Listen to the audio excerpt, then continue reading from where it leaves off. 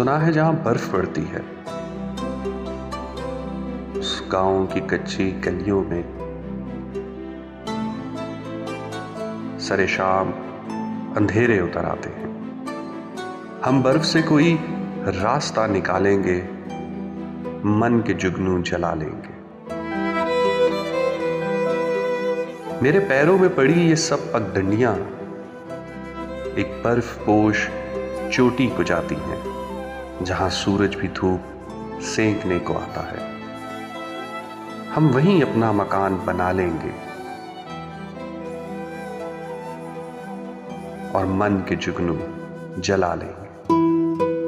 अभी रास्ते कठिन और मंजिलें सराब हैं।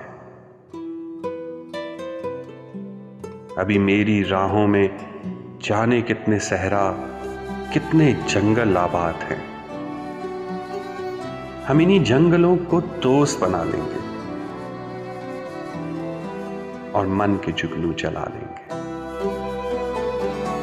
इस गांव में मेरा पुराना कच्चा स्कूल है, जिसकी दीवारों पर आज भी एक नाम लिखा है।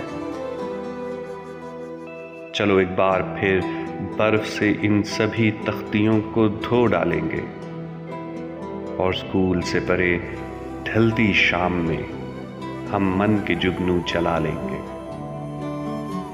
और सुनो, अगर कभी तुम दोबारा यहां से गुजरो तो रास्ते से कुछ ख्वाब ले आना, फिर हम अपने बस्तों से एक नई ताबीर निकालेंगे और सब मिलकर मन के जुगनू जला लेंगे।